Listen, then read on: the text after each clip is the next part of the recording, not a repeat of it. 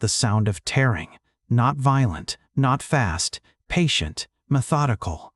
The soft whisper of fibers separating under pressure that knows exactly how much force to apply. I still hear it. Every time I close my compound eyes. Every time the station goes quiet during the third sleep cycle. That sound. Sorry, I'm getting ahead of myself, or behind myself. Time does strange things when you're trying to explain something that broke the way you understand cause and effect. I was in the commissary this morning. Standard nutrient distribution, nothing remarkable. And someone had left a cloth napkin on the table, wrinkled, just. And my thorax seized, my manipulator limbs walked. I couldn't breathe for, I don't know, seconds, minutes. Essex had to call my name 3 times before I responded. He wants me to talk about it. Says the psychological evaluation requires a full verbal account. Says it will help. Help! Fine, I'll talk about it. It started with a tablecloth. No, wait, it started before that. The context matters. You need to understand the context, or none of this will make sense. Not that it makes sense anyway. Not that anything about humans ever makes sense. I was 3 cycles into my behavioral documentation assignment. Vorraki lion cubs. You've heard of them, yes? Apex predators. Golden fur. Claws that can slice through hull plating if they're motivated. Fangs designed by evolution specifically to remind other species why they should stay very, very far away. Normally, Vorraki cubs are studied from a distance. A great distance. Preferably through multiple layers of reinforced observation glass and at least 2 emergency bulkheads. But these three were special. Orphaned during a territorial dispute. Too young to survive alone.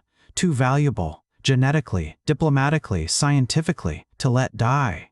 So the Galactic Behavioral Institute arranged an unprecedented controlled environment study, a neutral station, careful protocols, a team of specialists maintaining precise distance at all times. I was documentation.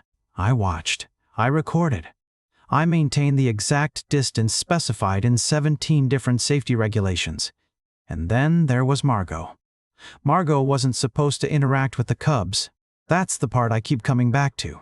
She wasn't even supposed to be in the same wing. She was there for the textiles. The archaeological recovery team had found Vorraki ceremonial fabrics at the same excavation site where we'd located the cubs. Ancient, priceless, historically significant beyond measure. Margot was a textile conservator. That's what humans call someone who restores old fabric. She had gentle hands and infinite patience and absolutely no understanding of why everyone kept telling her to stay away from the observation deck. "They're just babies," she said once when I tried to explain the danger. Big babies with very impressive teeth, but still babies. Adjacent. She was in the adjacent wing. Do you understand what that word used to mean to me? It meant safe, separate, contained. It meant the proper order of things maintained through sensible architectural planning. Now it just means close enough. The day it happened, the day everything changed, I was on the observation deck running standard behavioral metrics. The cubs were in their enclosure. Feeding prep was underway. Everything was normal. Everything was exactly as it should be. And then the largest cub did something unexpected. It had found a gap in the feeding preparation area. Not a breach, nothing so dramatic, just a small oversight, an unlocked storage compartment. And inside that compartment was one of the ceremonial cloths. Recovered, catalogued, waiting for Margot's restoration work. The cub dragged it out, played with it, rolled on it, did what predator cubs do with interesting textures. I should have called for containment. I should have activated the emergency protocols. I should have done anything except stand there, frozen, watching a priceless artifact get slobbered on by an apex predator infant. But before I could move, the observation deck door opened, and Margot walked in. She didn't hesitate. That's the part that haunts me most. She didn't pause, didn't assess, didn't demonstrate any of the appropriate fear responses that 17 safety briefings should have instilled. She saw the cub. She saw the cloth. She walked directly toward both. "Oh, sweetheart," she said, to the cub. She called an apex predator sweetheart. "That's not a toy. Let me just—" She reached down, past the cub, not around it, past it, like it was furniture, like it was a piece of equipment she needed to work around. She took the edge of the cloth, and she smoothed the wrinkle. Just like that. One palm pressing down, sliding across the ancient fabric with the practiced ease of someone who has smoothed 10,000 wrinkles and expects to smooth 10,000 more. The sound of it. Skin against fiber. That soft, certain shh of pressure and friction, and human hands doing what human hands do without thinking. She didn't even look at the cub while she did it. All three of them went still, not hunting still. I know hunting still. I've documented hunting still in 17 different predator species. This was different. This was learning still. Every golden eye locked on Margot's hand, every ear swiveled forward, every muscle tensed was something that wasn't aggression. It was attention. Pure, absolute, predator-focused attention. I knew. In that frozen moment, standing there with my mandibles locked and my compound eyes capturing every terrible detail in perfect clarity, I knew something had shifted, something fundamental, something that couldn't be unshifted. I should have screamed. I opened my mouth. Nothing came out. Nothing. Margot finished smoothing. She lifted the cloth, examined it briefly, nodded to herself with professional satisfaction. There. Much better. You really shouldn't play with artifacts, little one. They're very old and very important. She turned to leave, and the largest cub moved. Not toward her, not aggressively. It moved toward where the cloth had been. It lowered its massive head. Extended one enormous paw claws retracted. I noticed later when I reviewed the footage, deliberately retracted and pressed down on the floor where the wrinkle had been. And it smoothed. The same motion, the same pressure, the same certain, deliberate slide. The other two cubs watched. Then they approached. Then they did the same thing. 3 apex predator infants pressing their paws against the floor, smoothing nothing, practicing something they had just learned from a human who had already walked away without a second glance. That's when I understood. We were no longer observing them. They were studying her. How much time passed after that first moment? I can't tell you. Not precisely. The station logs say 4 hours between Margot's initial contact and my first incident report. 4 hours. That seems wrong.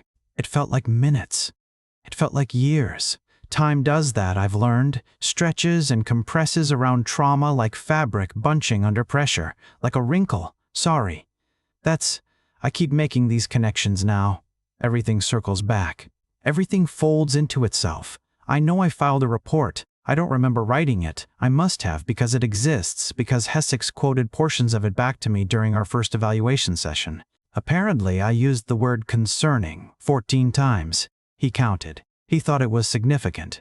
Concerning behavioral adaptation, concerning imitative response, concerning fixation on human motor patterns. 14 times. I don't remember writing any of them. What I remember, what I can't stop remembering, is what came after. The cubs didn't stop smoothing. That's the thing. That's the thing I need you to understand. When a Vorraki cub learns a behavior during their developmental imprint window, it doesn't fade. It doesn't diminish with time. It integrates, becomes part of them, becomes fundamental to how they interact with the world. And Margot had just taught them that smoothing was important. First, it was the fabrics. Any fabric, every fabric, sheets in their sleeping area, smoothed flat within minutes of replacement. The padding we'd installed for enrichment activities, pressed down until it lost all cushioning properties. Towels left too close to the enclosure perimeter, dragged through the feeding gaps and methodically flattened.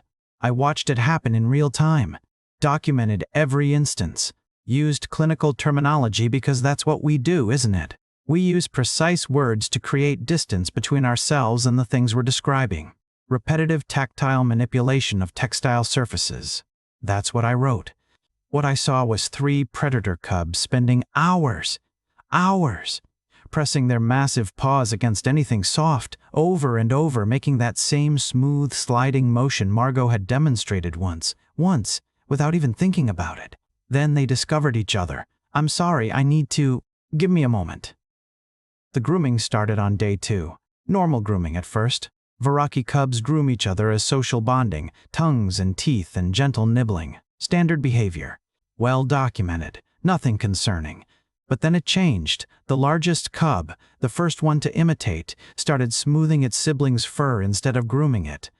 That same pressing motion, That same deliberate slide, tongue flattening the golden coat in one direction, over and over, until the fur lay perfectly flat against the skin. The others learned. Of course they learned. That's what cubs do during imprint windows. They learn from each other almost as readily as they learn from primary attachments. By day 3, all 3 cubs were smoothing each other constantly. By day 4, they developed bald patches. I can still hear it. The wet sound of tongues against fur repeated endlessly. Shh, quick. They groomed each other until the follicles gave up, until the skin showed through, until I had to request veterinary intervention because they were creating abrasions from the friction. Do you know what the veterinary report said? Compulsive grooming behavior with unusual, unidirectional pattern. Unusual. As if there was anything usual about any of this. As if unusual was adequate terminology for watching apex predators lick each other raw in pursuit of perfect smoothness. I documented it all. Clinical terminology. Professional detachment. I was falling apart. And Margot? Margot was oblivious. I tried to tell her. Day 3, I think? Maybe day 4. The timeline blurs. I found her in her workroom, surrounded by ancient textiles, carefully restoring a ceremonial burial shroud with tools so delicate they looked like surgical implements. "The cubs," I said. My voice was doing something strange, vibrating at frequencies I didn't recognize. "The cubs are imitating you." She looked up, smiled, actually smiled. "Oh, that's sweet," she said. "They're very tactile learners, aren't they?" I noticed they liked watching me work when I walked past the observation deck yesterday. "Sweet," she said, "sweet." I stood there, mandibles clicking involuntarily, trying to find words to explain that her single thoughtless gesture had fundamentally altered the behavioral development of 3 apex predators, and she called it sweet. "They're smoothing everything," I managed. "They won't stop. They're hurting themselves trying to smooth each other's fur flat." She tilted her head, considering. "Have you tried giving them more textured surfaces to work with? Redirect the behavior toward appropriate outlets?" "Appropriate outlets," I laughed. I didn't mean to. It just happened. This horrible, clicking, chitinous sound that made Margot frown with concern. "Are you all right?" she asked. "You seem stressed. Maybe you should take a break from observation duty." Maybe I should take a break. I don't remember leaving her workroom. I must have, because the next thing I recall clearly is standing in the observation deck watching the cubs press their paws against the walls. The padded walls. The walls we'd specifically designed to prevent injury during the high-energy play periods that never happened anymore, because they were too busy smoothing. That's when the first real incident occurred. The middle cub, smaller than its siblings, always trying to keep up, discovered the control panel, not the main console, a secondary interface. Environmental monitoring, temperature, humidity, atmospheric composition, standard equipment mounted at what should have been an inaccessible height. Should have been. Cubs grow fast. We'd accounted for that in the original enclosure design. What we hadn't accounted for was motivation. What we hadn't accounted for was a cub stretching, reaching, pressing its paw against a surface it could barely touch. Because that surface had buttons, and buttons were raised and raised, meant wrinkled and wrinkled meant. It smoothed the panel. Claws extended this time, not deliberately, I think, just the instinct to grip while reaching. But Vorraki claws against control interfaces create problems. The emergency venting activated. I wasn't near the affected section. I was on the observation deck watching through the glass, unable to do anything as the atmospheric containment breach alarm started screaming, and the emergency bulkheads began to close, and Brax, containment specialist Brax, who'd been running standard perimeter checks in Corridor 7. Brax got caught in the doorway. He survived. Mostly. His left arm didn't. The cub sat there, looking at the sparking panel and tried to smooth it again. Like the explosion was just a bigger wrinkle. Like if it pressed hard enough, the lights would stop flashing and the alarms would stop screaming, and everything would be flat and perfect and right. I laughed. Standing there, watching emergency responders rush past the observation deck, knowing Brax was being loaded onto a medical transport with a tourniquet where his arm used to be, I laughed. I don't know why. I don't know why I did that. I don't know why I'm laughing now telling you about it. It's not funny. None of this is funny. A man lost his arm because a cub tried to smooth a control panel, because a human smoothed a wrinkle, because, I'm sorry, where was I? The panel, the venting, Brax. After that, we implemented new protocols, moved all control interfaces out of potential reach, added additional barriers, filed 17 different incident reports with 17 different oversight committees, and the cubs kept smoothing everything, anything. The new barriers we installed, smoothed until the padding compressed into uselessness. The feeding mats, smoothed before every meal, ritual-like, compulsive. Their own bedding, smoothed so obsessively that we had to replace it every 6 hours because they'd flatten it into a hard, useless sheet. By the end of the first week, they'd moved beyond fabric. They'd discovered that surfaces was a bigger category than we'd realized, that walls were surfaces, that floors were surfaces, that the observation glass was a surface, and they would press against it for hours, paws sliding, trying to smooth something that was already perfectly flat, unable to stop, unable to understand why it wasn't working, why the smoothness wouldn't take. And Margot? Margot was explaining to me, calmly, so calmly, with her gentle hands and her infinite patience, how the ceremonial cloth was from the third Vorraki dynasty, priceless, historically significant. She'd gotten the wrinkle out. She was pleased. "The restoration is coming along beautifully," she said. "Another few weeks and it'll be ready for museum display." I stared at her hands, at the smooth, perfect fabric draped across her workstation. "The cubs," I said. They won't stop." "Won't stop what, dear?" "Dear." She called me dear. "Smoothing. They won't stop smoothing. They're seeking wrinkles now, actively seeking them. Any imperfect surface, any texture that isn't flat, they won't." "Oh," she nodded thoughtfully. "Well, that does sound like strong imprint behavior. They must have really connected with the concept. Have you consulted with behavioral specialists about redirection strategies?" "Redirection strategies." I left. I don't remember walking to my quarters. I don't remember the door closing. I just remember sitting on my bed, my wrinkled, imperfect, textured bed, and thinking about how the cubs were going to find something else to smooth. Something worse. Something that would make Brax's arm look like a minor inconvenience. And I was right. I was absolutely right. They found my quarters. I need you to understand that. Before I can continue, before I can get through the rest of this, they found my quarters. The enclosure breach happened on day 9. A maintenance panel. The cubs had been pressing against it for hours. We'd noted it in the logs, flagged it as repetitive surface-seeking behavior, used our clinical terminology like it would protect us, and no one thought to check whether the mounting bolts could withstand sustained lateral pressure from 3 apex predators who didn't understand the concept of giving up. They weren't trying to escape. That's the part that made it worse somehow. They weren't hunting, weren't seeking food or territory or any of the things predators are supposed to seek. They just wanted to smooth the panel. And when it fell, when the gap opened, they walked through it the same way Margot had walked past the largest cub that first day. Like it was furniture. Like it was just something in the way of what they actually wanted. I was asleep when they reached residential section 4. Third sleep cycle. Deep rest. The kind where your body finally lets go of the tension you've been carrying and your mind stops replaying the same sounds over and over, and you almost feel like things might eventually be okay. The door to my quarters doesn't lock from the inside. Safety regulation. In case of emergency evacuation, all residential doors must be accessible from corridor access points. I'd never thought about that before. Never had reason to. I woke up to pressure on my thorax. Not painful, not aggressive, just couldn't do anything except lie there, compound eyes locked open, watching this massive predator run its paw across my chest plates with the same careful, methodical motion Margot had used on the ceremonial cloth. Shh. That terrible, gentle, wrong sound. The other 2 cubs were in my quarters too. I could see them in my peripheral vision. One was smoothing my bedding, already flat, already compressed from previous smoothing, but apparently not flat enough. The other was pressing against the wall, paw sliding up and down, searching for imperfections in surfaces that had none. I don't know how long I lay there. Minutes. Hours.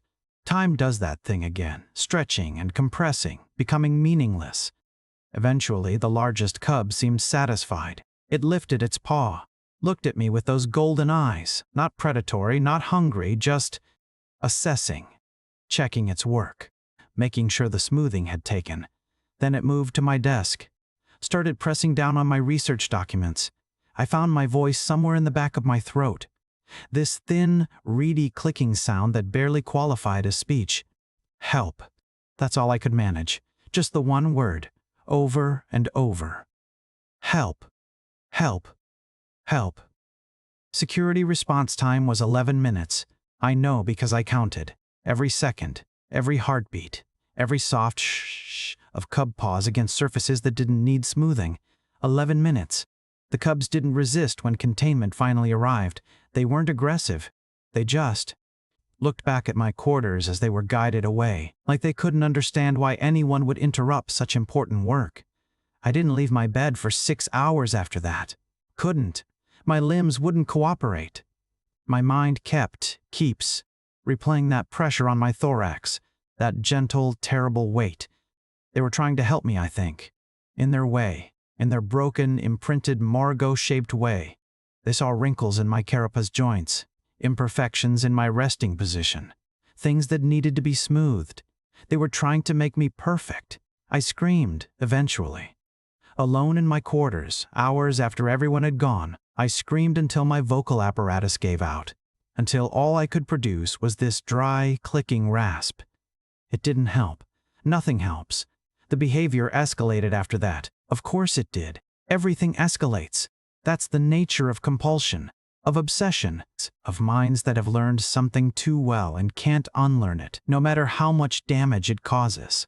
The cubs started vocalizing distress when they encountered wrinkled surfaces, this high, keening whine that set every nerve ending on fire. They couldn't eat until their feeding mats were perfectly flat, couldn't sleep until their bedding met some impossible standard of smoothness, couldn't exist without constantly, endlessly seeking out imperfection and trying to fix it. One of them, the smallest, the one who always tried so hard to keep up, stopped eating entirely for 2 days because we couldn't get its mat smooth enough. It just sat there, staring at the fabric, pressing down with its paw, whining that horrible whine, unable to understand why the wrinkles kept coming back. We had to sedate it, force-feed nutrients through a tube while it was unconscious. When it woke up, the first thing it did was try to smooth the medical restraints. And then there was the incident with Ornell, Ambassador Ornell, Mellori diplomatic envoy. She was on the station for completely unrelated reasons. Trade negotiations, I think, something about transit rights, and she'd been admitted to the medical wing for routine treatment of her respiratory membranes. The cubs found the medical wing on day 12, another breach, another maintenance panel, another gap that shouldn't have existed but did because we kept underestimating how motivated they were, how driven. Ornell woke up to the largest cub pressing down on her facial tendrils. Do you know what Mellori facial tendrils are? Sensory organs, extremely sensitive, covered in fine, delicate filaments that detect atmospheric pressure changes and chemical signatures. They're beautiful, actually, like living lace, like something Margot would appreciate, fine and textured and intricate, and wrinkled. From the cub's perspective, they must have looked very wrinkled. Ornell's screaming brought the whole station running. The cub wasn't trying to hurt her. I need to emphasize that. It was just trying to smooth those beautiful, delicate tendrils into flat, neat, perfect conformity. It didn't understand why they kept springing back. Didn't understand why the Mellori was making those horrible sounds. It just kept pressing, kept sliding, kept trying to fix something that wasn't broken until security finally managed to sedate it. Ornell has filed 17 formal complaints. She still can't sleep without sedation. I don't blame her. I don't blame her at all. After that, after Ornell, after the medical wing, after the 17th incident report, and the 43rd emergency committee meeting, and the endless discussions about containment protocols that kept failing, Essex pulled me into his office. "Thessaly," he said, "I need to conduct your mandatory psychological evaluation." I sat across from him. My manipulator limbs were trembling. They hadn't stopped trembling in days. "You've used the phrase perfectly normal 31 times in your incident reports, he said. 31 times, Thessaly. Do you believe that? I stared at him, at his smooth, unblemished face, at his unwrinkled uniform. She smoothed a wrinkle, I said. That's all she did. That is a perfectly normal thing to do. And now 3 apex predators are being sedated around the clock because they can't stop. I opened my mouth, closed it, opened it again. Gee. Yes. And a containment specialist lost his arm. Yes. And a diplomatic ambassador may have permanent sensory damage. Yes. And you believe this is perfectly normal? I wanted to explain. I wanted to make him understand that it was normal. That smoothing a wrinkle is one of the most normal things a person can do. That Margot hadn't done anything wrong. That the Cubs hadn't done anything wrong. That the only thing wrong was... I don't know what I believe anymore, I said. He wrote something in his notes. I didn't ask what. The session lasted 43 minutes. I don't remember most of it. I remember the end, though. I remember Hessex leaning forward, his expression careful, professional, smooth. Margot has requested transfer, he said. Her textile work is nearly complete. She'll be leaving within the cycle. Something in my thorax clenched. Does she know? I asked. About all of it? Does she understand what? She's been briefed on the incidents. She expressed sympathy for everyone affected. Sympathy. She also asked if she could say goodbye to the Cubs before she goes. I don't remember leaving Hessex's office. I don't remember the walk to the observation deck. I just remember standing there, watching through the glass, as Margot entered the temporary enclosure we'd constructed. The Cubs were sedated. All 3 of them, lying still on their perfectly smooth bedding, golden fur matted from medication and compulsive grooming, breathing slow and shallow. Margot knelt beside them, reached out, ran her hand across the largest cub's flank in one long, gentle stroke, smoothing its fur. Poor babies, she said. I hope you feel better soon. Then she stood up, brushed off her knees, looked at the bedding. Oh, she said, there's a wrinkle. She bent down, pressed her palm against the fabric, smoothed it flat. The largest cub's paw twitched in its sedated sleep, the muscles flexing, the claws extending slightly, then retracting, practicing, even unconscious, even drugged, still practicing. Margot didn't notice. She was already walking toward the door, already thinking about her priceless textiles and her museum displays and her transfer paperwork. She paused at the threshold, looked back at me, standing frozen behind the glass. Take care of them, she said. They're really very sweet. Then she was gone. The Cubs keened for 6 hours after she left. This low, mournful, desperate sound that echoed through the corridors and burrowed into my skull and wouldn't stop even when we increased the sedation, even when we soundproofed the enclosure, even when I pressed my manipulator limbs against my auditory receptors so hard I thought they might crack. A sound like grief, a sound like loss, a sound like something searching for a wrinkle that wasn't there anymore. I still hear it. Every time things get too quiet, I still hear it. So, that's the story. That's what you wanted to know. That's what the evaluation requires. A full verbal account, Hessex said. Complete disclosure. Therapeutic processing. I've processed. Are we done? No, I suppose we're not. There's always an after, isn't there? Always the part where you have to explain how you kept existing once the thing that broke you finished breaking. Fine. The Cubs are on permanent behavioral modification now. That's the clinical term. What it means is they live in a carefully controlled environment where every surface is pre-smoothed, every texture is eliminated, every potential trigger has been systematically removed from their existence. 2 of them responded to treatment. The middle one and the smallest. They still smooth. They'll always smooth, the xenopsychologists say. It's too deeply imprinted to fully extinguish, but they can eat now without flattening their mats first. They can sleep without spending hours pressing down their bedding. They can exist in a room with mild textural variation without that horrible keening sound. They're functional. That's the word they use. Functional. Like it's an achievement. Like learning to tolerate imperfection is something to celebrate when you used to be an apex predator with a future, and now you're a case study in behavioral contamination. The largest cub didn't respond. I need to. I should tell you about the largest cub, the first one, the one who watched Margot smooth that wrinkle and learned something it could never unlearn. They built it a room, a special room, every surface perfectly flat. Walls, floor, ceiling, seamless, smooth, without variation or texture or any hint of imperfection.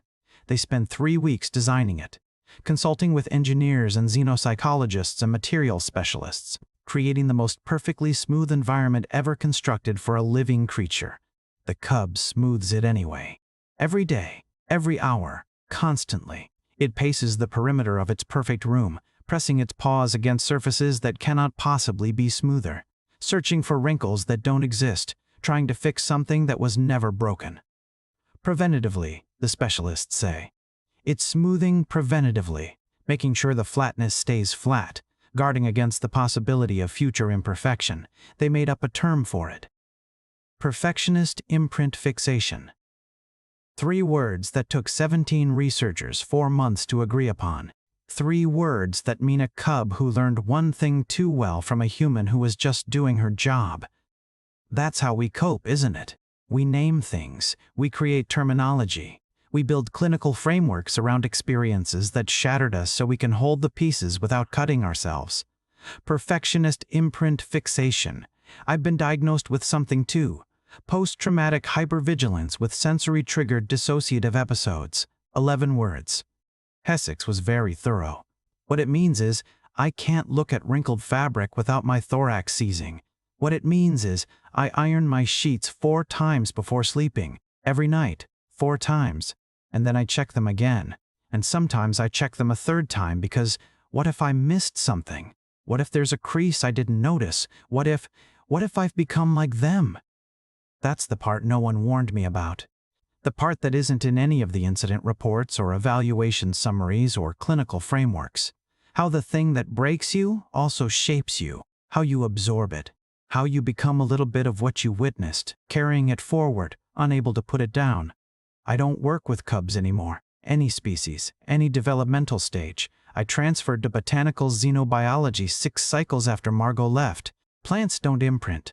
Plants don't learn behaviors from casual human gestures.